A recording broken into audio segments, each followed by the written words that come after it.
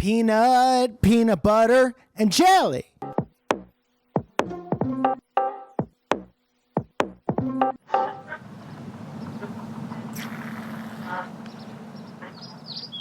Hello and good morning. Welcome back to Mike in the Morning. This is my show that I have in the morning. It's sponsored by Ridge Wallet. Ridge, these are Metal Boy wallets. This is like Iron Man's wallet. This is like T2000's taint, but it holds your cards in a sleek fashion, holds your money on the back, not like this, but that's how I put it in, because when you only have a couple dollars, it doesn't matter how it fits in. It just matters that it stays there. So people think you got fat stacks. They want to offer you 10% off their wallets by using the promo code Mike.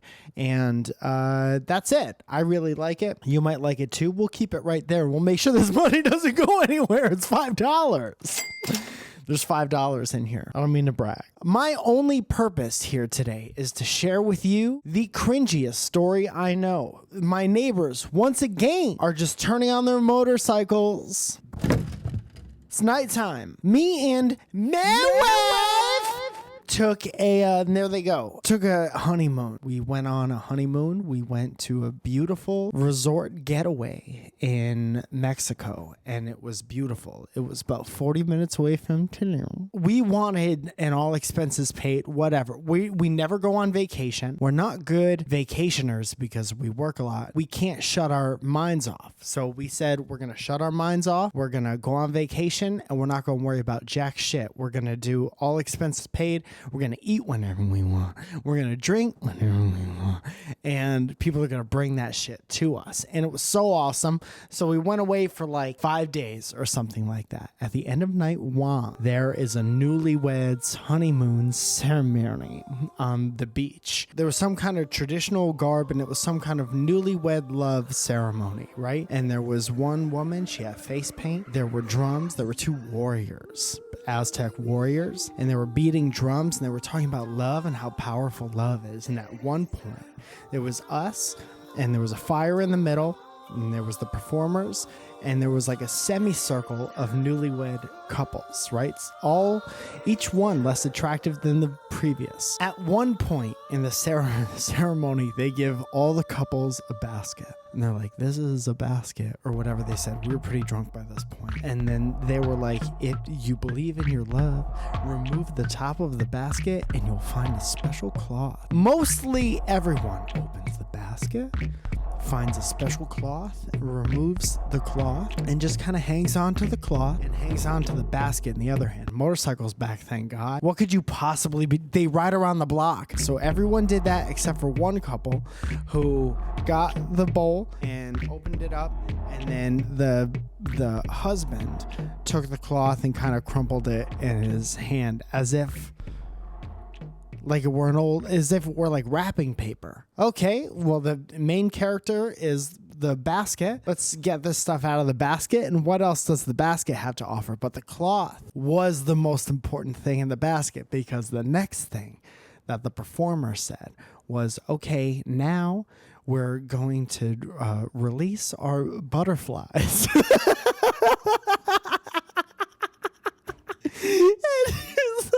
If you unravel the cloth, you'll find a beautiful monarch butterfly that symbolizes your love and your everlasting devotion. And see how the butterfly transforms from a pupa to the Santa Maria or whatever. I don't know the difference. Larva is a stage. But the point was that you open this thing and the butterflies fly, and they fly all around us, and we're all encompassed. And these things put on a beautiful show before they eventually fly out over the ocean and do with their lives what they will. I don't know what butterflies do. I don't even know how butterflies stay alive. But the point was, it was supposed to be a beautiful show, and it kind of was, except for Crumplestiltskin, whose monarch butterfly was stuck to the cloth, obviously, because guts came out, and guts are sticky, and so he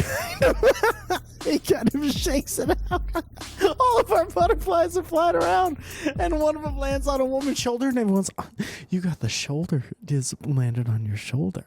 And then his falls to the sand. And because the performers are selling it so hard, and the butterflies are so important, and they symbolize love, everyone's butterfly flew away, and then the performers just like sang at the dead one until the wind eventually took it somewhere else. And they were like, they all flew away, and we were like, sure. They all of them made it out. There's not a day that goes by where I wonder if that couple is still together. That is the cringiest story that I know. To see this dude's face when he took this shit out and realized that there was what's in the basket? What was in the basket is now it's smeared on a towel.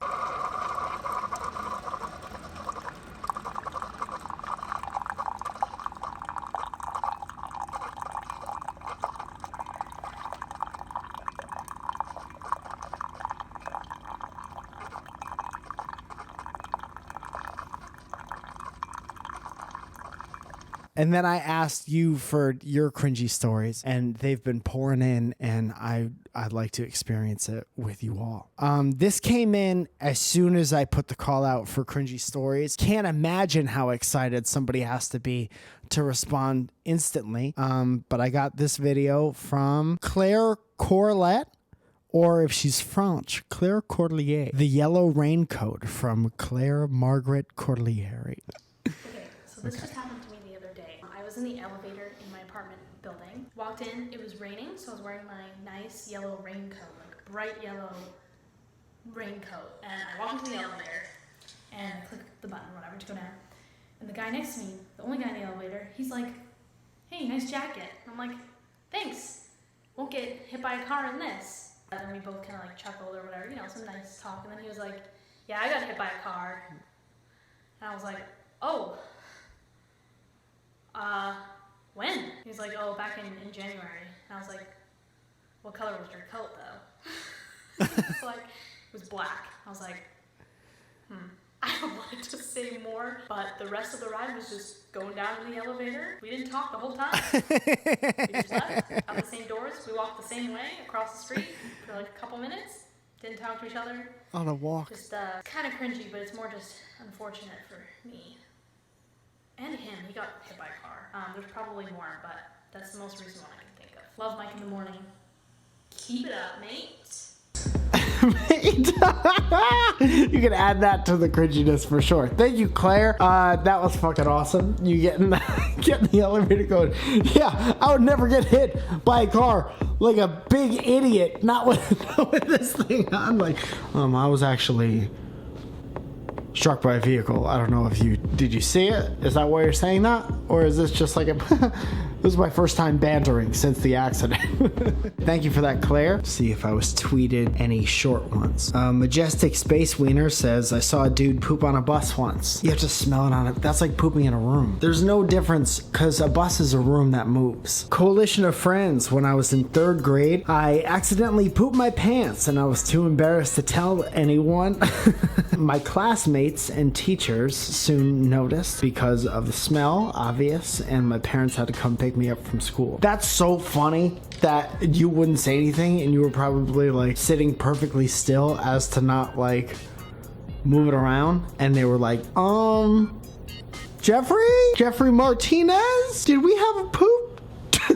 Because it smells like someone had a poop party and didn't invite anyone else. Jeffrey Martinez, did we have a little poop party in our pants? You send out a Facebook invite for the poo party in your pants, Jeffrey Martinez. When I was 7 years old, my parents forced me to play land hockey on my free time. Land hockey? Is that field hockey? Where do they call it land hockey? You live in water world. I was never particularly present during practice. I just ran around balancing the stick on my finger for most of the time. I never really noticed that my team and fellow players had tried to pass me the ball during one of our most important matches of the season. I ran around balancing the stick as usual, humble brag. Suddenly, I started to focus and I saw that our team scored. My team never scored before, go figure, and in all of my excitement, I screamed and I ran a victory lap around the court. I ran up to my mom and I tried to high-five her, and when I got back to the field, my team stared at me with confused faces, and then they all started to laugh very loudly, and again, confused. Turns out you switch sides at halftime in land hockey, and it was a self-goal from our team that I had so happily celebrated. What little respect I had earned that season was no more. It's just so important that you're having fun. You having fun, kiddo? You had a lap. You ran a lap. That's great. Your mom kind of ghosted you on the high five, which is sad. That's pretty sad that everybody saw your mom not high-five you. that's 2 for 1. Viveka Bounds said, I did the dumb thing where you drink a lot at a party and you're not 21 yet, so you end up projectile vomiting on your friend's face in the wall.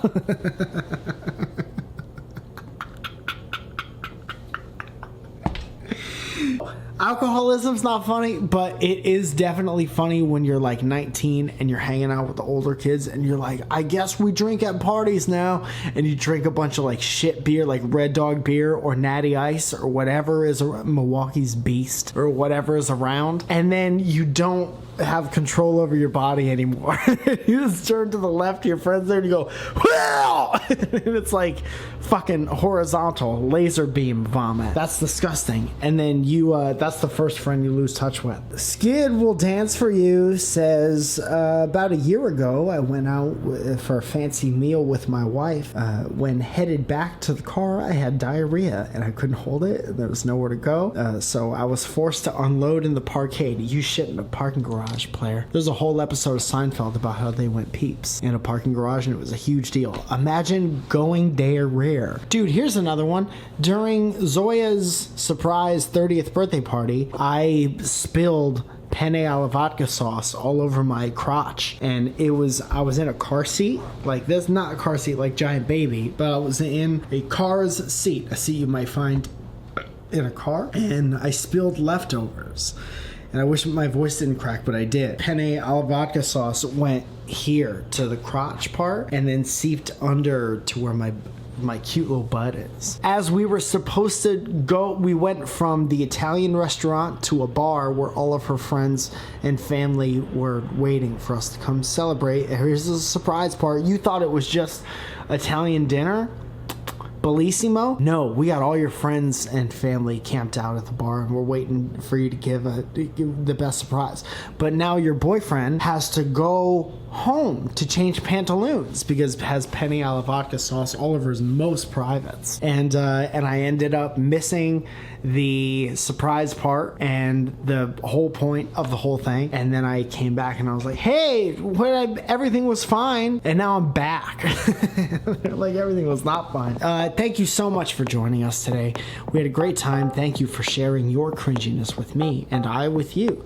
And peace be with you and also with you. If you want to come see me do shows, definitely check MikeFalzone.com. That's where all the dates are. You're going to see some names pop up on the screen. Those people join the channel. They give $5 a month. They get 5 extra things, and I appreciate them so much because that money helps out like you wouldn't believe. Helps me pay editors and other people that help me bring all this stuff together, make it better for you. San Francisco, save the 8th and the 9th of December. That's all I'm saying. I'm coming and I'm bringing friends, and we're gonna have a good time at the Bayfront Theater. And that's all I'm saying right now, that I may or may not be the Bayfront Theater in San Francisco on December 9th, and that's a Sunday. And then I have another show in San Francisco on the 8th, and that's a Saturday, because that's the day that comes right before. I had a great time. Somebody asked me what I was for Halloween this year, and I said 34.